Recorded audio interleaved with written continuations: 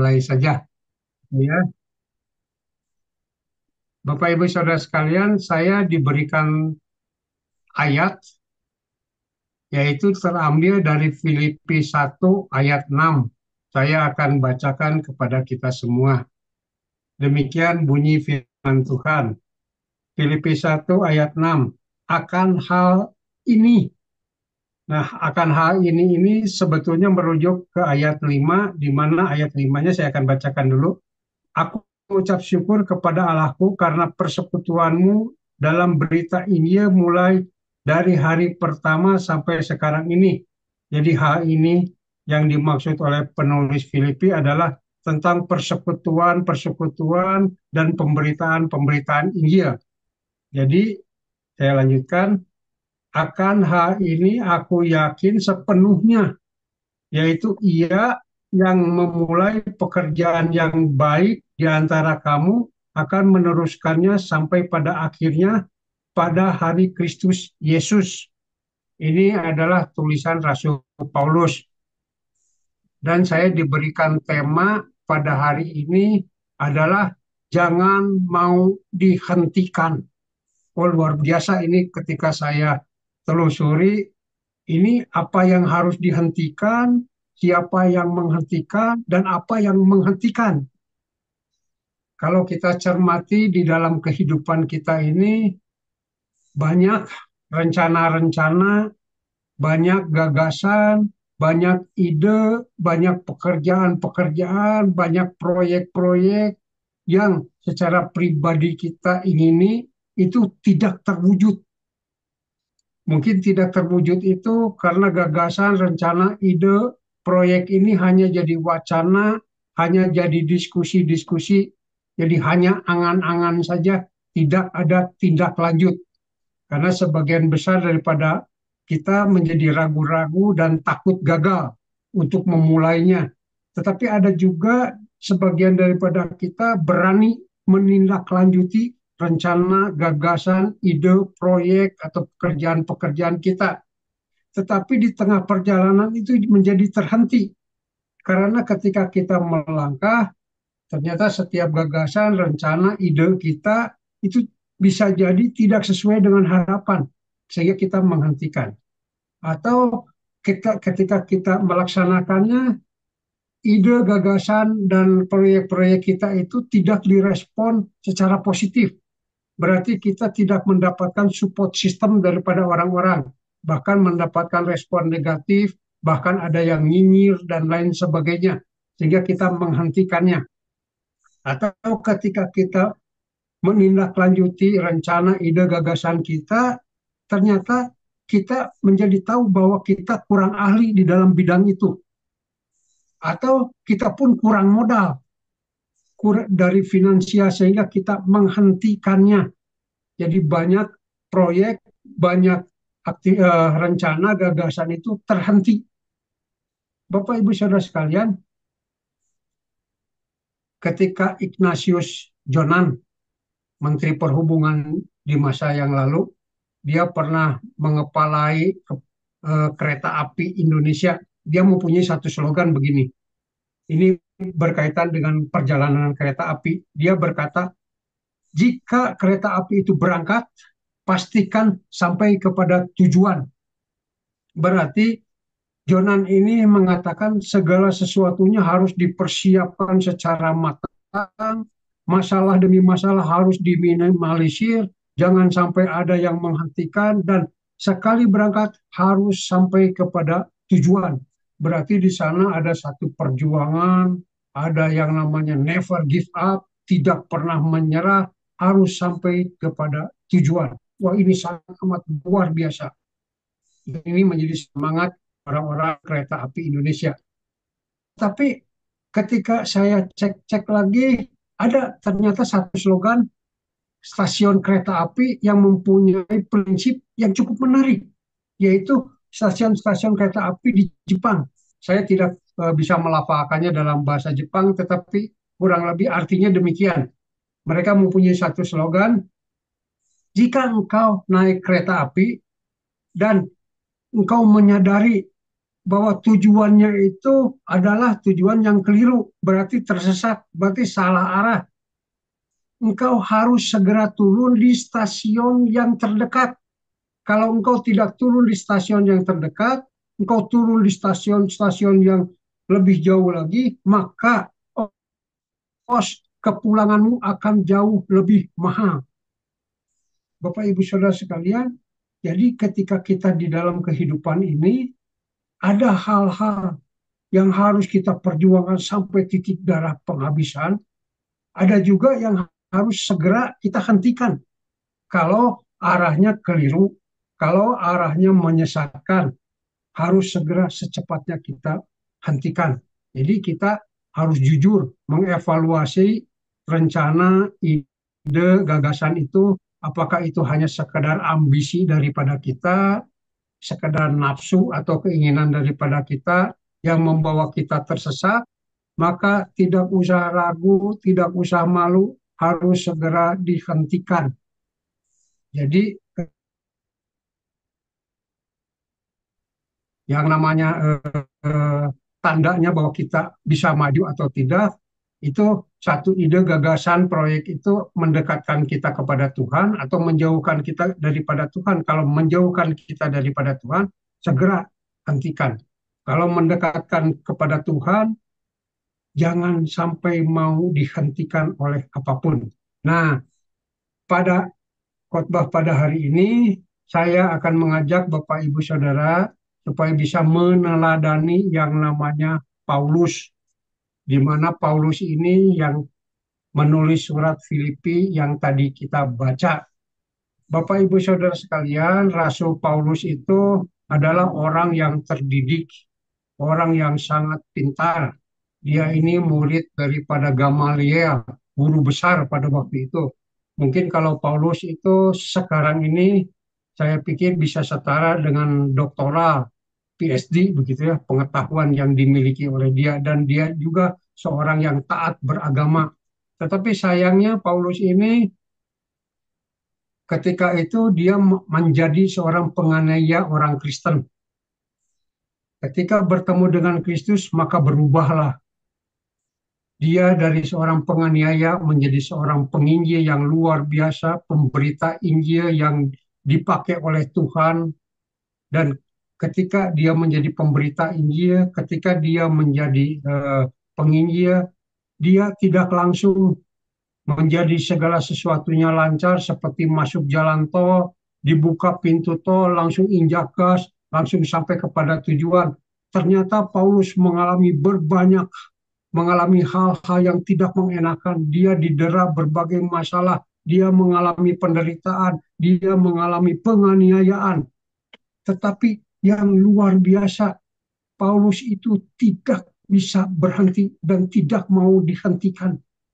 Bapak Ibu kalau baca surat Paulus dan lihat latar belakangnya, Paulus ini menuliskan surat Filipi ini kepada jemaat di Filipi itu upaya menghibur jemaat Filipi.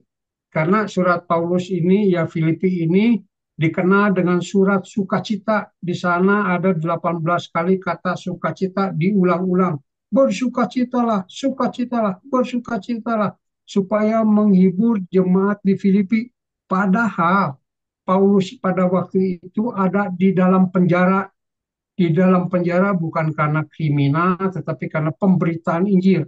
Seharusnya orang yang di luar penjara menghibur yang di dalam penjara, tetapi ini terbalik. Orang yang di dalam penjara menghibur yang di luar penjara. Luar biasa Paulus ini. Jadi dia tidak terpengaruh oleh situasi dan kondisi. Dia masih bisa bersuka cita dalam Tuhan. Dia masih bisa melayani Tuhan. Dia masih memberitakan Injil. Dan dia tidak bisa dihentikan. Nah, pertanyaan besarnya begini. Mengapa Paulus tidak bisa dihentikan dan tidak mau dihentikan?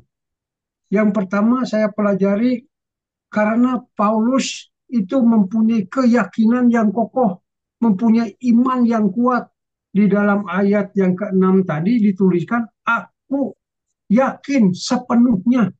Dia sangat amat yakin sepenuhnya dengan persekutuan yang dimulai oleh dia, pemberitaan Injil yang dilakukan di Filipi, ia yakin itu adalah datangnya daripada Tuhan. Kalau datangnya daripada Tuhan, Tuhan akan meneruskan sampai dengan kedatangan Kristus yang kedua kali. Jadi Paulus ini mempunyai satu prinsip, kalau pintu dibuka oleh Tuhan, tidak akan pernah ada yang bisa menutupnya. Tetapi kalau pintu ditutup oleh Tuhan, jangan coba-coba membuka karena tidak ada siapapun yang bisa membukanya. Nah, inilah yang dimiliki oleh Paulus, satu keyakinan yang sangat amat kokoh bahwa itu dia berasal daripada Tuhan. Pemberitaan Injil yang dilakukan oleh dia. Dan keyakinan ini bukan hanya sekadar keyakinan yang membabi buta. Paulus ini mempunyai keyakinan ini datangnya daripada Tuhan dan dia dilengkapi dengan pemahaman.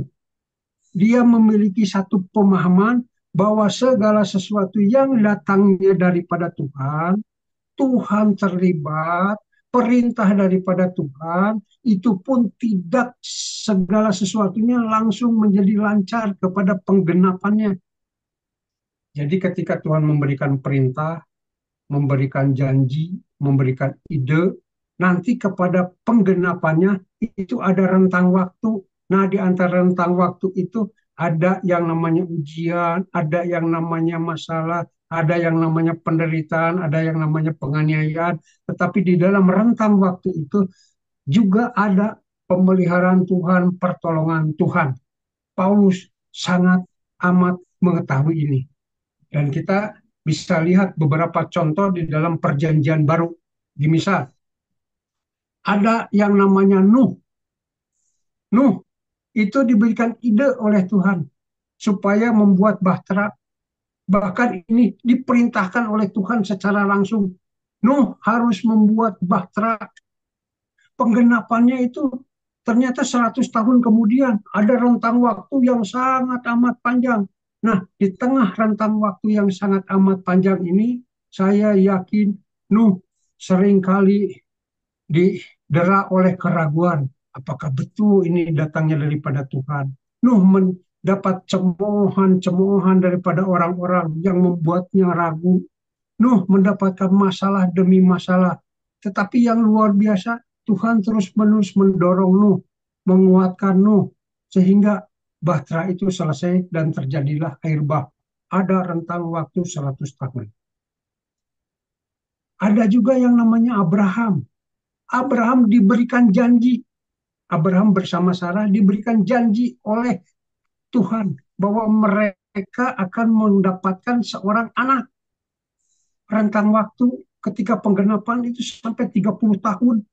Di dalam rentang waktu itu Abraham dan Sarah sempat ragu kepada janji Tuhan. Sampai-sampai Sarah menyuruh daripada Abraham meniduri Hagar. Dan mereka mempunyai anak yang namanya Ismail. Jadi ada rentang waktu untuk penggenapannya. Di sana ada keraguan, ada ujian, tetapi ada juga dorongan, ada pemeliharaan daripada Tuhan. Ada yang namanya Yusuf. Yusuf ketika remaja diberikan ide, diberikan mimpi oleh Tuhan bahwa dia akan menjadi seorang yang besar. Dan saudara-saudaranya akan sujud, termasuk dua orang tuanya akan sujud. Tetapi penggenapannya itu berbagai persoalan kehidupan yang dramatis. Dia harus dimasukkan, dijual ke Mesir jadi budak. Dia harus difitnah oleh istrinya Potifar sehingga dia masuk ke dalam penjara. Baru setelah itu ada yang namanya pengangkatan daripada Yusuf. Memerlukan waktu belasan tahun dan itu ada yang namanya ujian, ada yang namanya penganiayaan, ada yang namanya penderitaan. Baru ada yang namanya penggenapan. Ada yang namanya bangsa Israel. Ketika bangsa Israel diperbudak oleh Mesir, dengan tegas, jelas, Allah memerintahkan Musa supaya memimpin bangsa Israel keluar dari Mesir. Itu jelas pertama daripada Allah. Sehingga bangsa Israel pun merasa mereka sudah ada di realnya Tuhan. Mereka tidak mengira bakal banyak masalah. Dan ketika mereka keluar dari perbudakan Mesir, ternyata mereka harus mengalami satu perjalanan sangat amat panjang, 40 tahun diputar di sana. Di sana ada yang namanya ujian, ada yang namanya aniaya, ada yang nama penderitaan. Barulah ada yang namanya penggenapan. Jadi ketika Paulus ini melaksanakan pemberitaan firman Tuhan, dia yakin itu daripada Tuhan, dia sangat amat sadar, dia sangat amat tahu bahwa dia harus melalui satu yang namanya proses, dan di dalam proses itu ada yang namanya penganiayaan, ada yang namanya penderitaan, dan dia tidak mau dihentikan oleh situasi dan kondisi. Bapak Ibu Saudara sekalian, kalau itu pun datangnya daripada Tuhan, perintah langsung, janji daripada Tuhan secara pribadi, ada proses, ada rentang waktu, ada ujian, ada yang namanya penderitaan, ada yang namanya penganiayaan, baru ada yang namanya penggenapan. Nah, kalau kita sekarang ini, ketika kita melaksanakan rencana-rencana kita, melaksanakan ide kita, melaksanakan proyek-proyek kita, mungkin itu adalah ambisi kita, nafsu daripada kita, keinginan kita, belum tentu datangnya daripada Tuhan. Yang daripada Tuhan saja harus melalui satu proses, apalagi ambisi kita. Jadi Bapak Ibu, kita harus jujur kepada diri kita sendiri, apakah kalau kita mempunyai rencana, kalau kita mempunyai keinginan, itu berasal daripada Tuhan atau bukan? Atau hanya sekedar nafsu dan ambisi kita menyenangkan diri atau membuktikan sesuatu kepada diri kita? Kalau itu hanya ambisi, itu hanya nafsu, dan itu membawa kita jauh daripada Tuhan, segera hentikan, turun di stasiun yang paling terdekat. Rasul Paulus sangat amat mengerti hal ini. Jadi keyakinan ditambah dengan yang namanya pemahaman, sehingga dia tidak bisa dihentikan, karena selain yakin, dia paham, sehingga dia memiliki satu yang namanya fokus. Rasul Paulus ini ketika dia mengiringi Tuhan, dia hanya mempunyai satu fokus. Dia ingin hidup bersama dengan Tuhan. Pada akhirnya, dia ingin mencapai pertandingan dengan baik. Jadi hal-hal duniawi, situasi, kondisi, itu tidak mempengaruhi dirinya sendiri. Jadi fokus dia, mata dia hanya tertuju kepada Kristus. Kebanyakan daripada kita ini, mata kita bukan tujukan kepada Kristus. Walaupun kita tahu bahwa hidup di dalam dunia ini sementara, target tujuan kita adalah hidup kekal bersama dengan Kristus. Jadi hidup di dunia ini sebenarnya sarana dan prasarana saja supaya kita bisa masuk ke dalam surga. Tetapi kita lebih sibuk oleh hal-hal duniawi, sehingga mata kita tidak tertuju kepada Kristus, mata kita tertuju kepada hal-hal duniawi. Bapak Ibu Saudara sekalian, di tahun 1952 ada seorang atlet renang perempuan yang namanya Florence Chadwick. Dia ini hendak memecahkan satu rekor. Dia ini berenang di lautan lepas di Catalina Island, di Pulau Catalina, menyeberang menuju California. Dan pada waktu itu ketika dia mau menyeberang lautan itu, memang sedang musim dingin, dan dia berenang sendirian. Di pinggirnya ada satu kapal boot isi beberapa orang yang mengawasi daripada Catalina ketika berenang ini. Dan ternyata dia berenang sampai 15 jam lebih. Ketika setelah 15 jam lebih, itu dia sudah sampai dekat sekali dengan yang namanya California tujuannya. Kurang lebih 1,5 mil lagi dekat dengan tujuannya California. Tetapi ketika sudah mendekat itu, perjalanan 15 jam dilalui, itu turun kabut yang sangat amat tebal. Ketika turun kabut yang sangat amat tebal, Catalina ini mulai agak ragu. Dan orang-orang yang di pinggir Catalina yang memakai perahu but itu menembakkan senapan, duar, duar, duar, dengan maksud supaya binatang-binatang di sekitar itu kaget dan tidak ada yang mau mendekat. Tetapi Catalina ketika berenang itu menjadi terganggu. Dia terganggu bukan karena lelah fisik, tetapi matanya tertutup oleh kabut. Dia tidak bisa melihat. Dia tidak bisa melihat dan dia memberikan aba-aba, dia menyerah.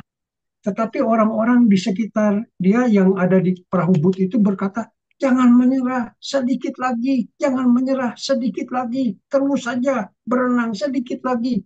Tetapi Catalina, dia berkata, aku sudah tidak mampu, tidak mau meneruskan. Dibatalkanlah dan dia naik ke perahu but, terus ada wawancara. Ketika diwawancara, mereka mengatakan, mengapa engkau Florence menghentikan renangmu padahal tinggal sedikit lagi? Apakah engkau tidak kuat berenang? Oh, dia mengatakan, kalau memang mesti 2 jam lagi, aku pun kuat. Fisik aku masih kuat. Tetapi aku menghentikan ini karena mataku tertutup oleh kabut. Aku tidak bisa melihat. Jadi aku menghentikan renang ini, perjalanan ini. Beberapa bulan kemudian, dia lakukan lagi perjalanan renang itu. Dan ketika berenang memang tidak ada kabut. Dia sampai kepada tujuannya dari Catalina kepada California. Bapak Ibu Saudara sekalian, sebagian besar daripada kita pun sama demikian. Mata kita seharusnya tertuju kepada Kristus. Tetapi mata kita tertutup kabut sehingga kita terhenti langkahnya. Kabut-kabut itu adalah kabut-kabut persoalan, kabut-kabut permasalahan yang mengalihkan kita bukan fokus kepada Kristus, tetapi ada kabut persoalan, persoalan keuangan, persoalan keluarga, persoalan kesehatan, persoalan perselingkuhan, persoalan anak, dan lain sebagainya yang membuat fokus kita tidak kepada Kristus, tetapi kepada hal-hal duniawi. Itu yang banyak membuat kita gagal. Sehingga kita mencari Tuhan pun bukan untuk dekat kepada Tuhan, tapi hanya ingin menyelesaikan masalah-masalah duniawi. Bapak Ibu, kalau ada beberapa menit lagi ini saya akan kasih satu ilustrasi untuk mempertajam masalah fokus ya. Eh, Bapak Ibu kenal dengan tokoh-tokoh pewayangan yang namanya Pandawa. Pandawa itu ada 5 orang yang jago memanah. Ya. Nah, 5 orang yang jago memanah ini ketika mereka masih remaja, jadi masih culun, ya, mereka belum ahli memanah. 5 orang ini mereka mencari guru, guru untuk memanah. Dan ketika mendapatkan guru, guru ini dengan senang, ayo, aku akan ajari kalian untuk memanah. Tetapi aku ingin melihat kemampuan dasarmu, dasar kalian untuk memanah. Terus guru ini membuat burung-burungan dari kayu, burung-burungan supaya jadi sasaran tembak murid-muridnya, calon murid-muridnya. Burung-burungan ini digantungkan kepada pohon supaya jadi sasaran tembak. Terus dipanggillah murid yang pertama. Murid yang pertama, tembaklah burung itu. Baik guru. Ketika murid pertama ini mau melepaskan anak panahnya, si guru ini bertanya, sebentar, apa yang kamu lihat? Oh, saya melihat pohon, guru. Oh, tembaklah kalau gitu. Tembak, jus, udah kena. Karena yang disuruh dibidik adalah burung. Tetapi yang dilihat adalah pohon. Murid yang kedua, tembaklah burung itu. Baik, guru.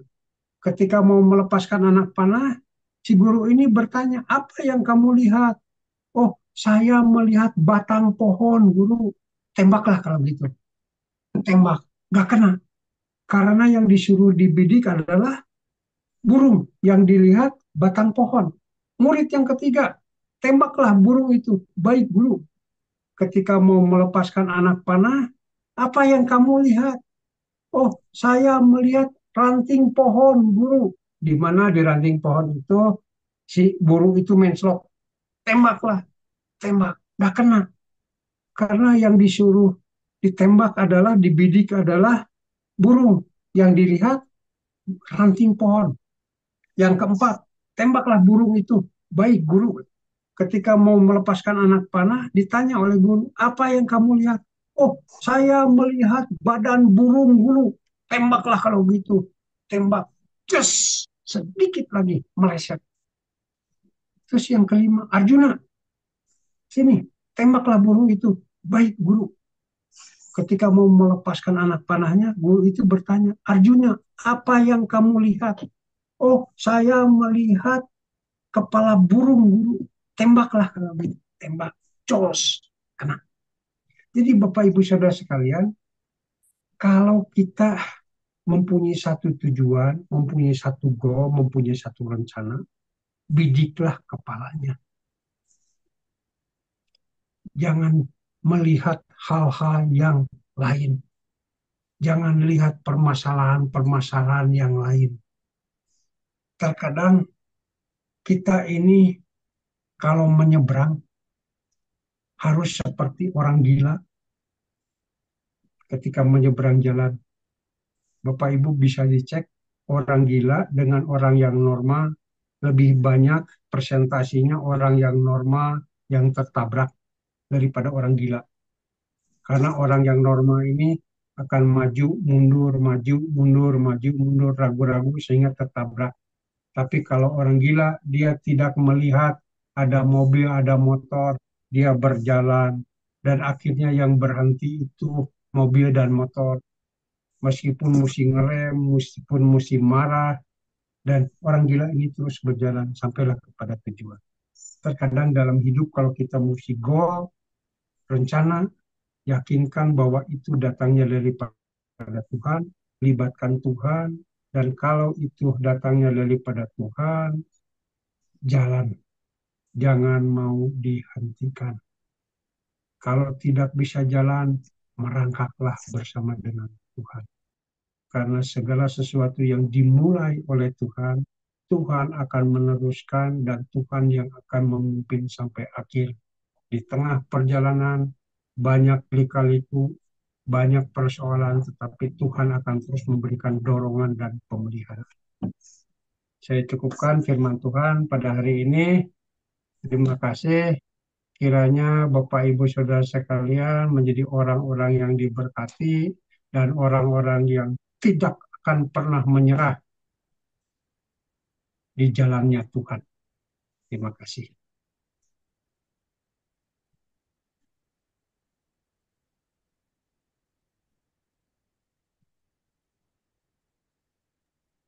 Terima kasih Pak David, boleh tolong doa tutup dan doa berkat ya. Oh ya. Tuhan Allah Bapa kami sungguh bersyukur kepada Tuhan. Kami boleh memulai persekutuan pola suri ini dan kami yakin ini datangnya daripada Tuhan. Dan ketika Tuhan memulai, Tuhan akan memberikan pertumbuhan, Tuhan akan terus-menerus memimpin sampai pada kesudahannya. Dan kami yakin semua orang yang terlibat di dalam persekutuan ini Tuhan akan berkati, Tuhan akan berikan kemampuan supaya imannya terus bertumbuh di dalam Tuhan dan matanya tertuju kepada Kristus.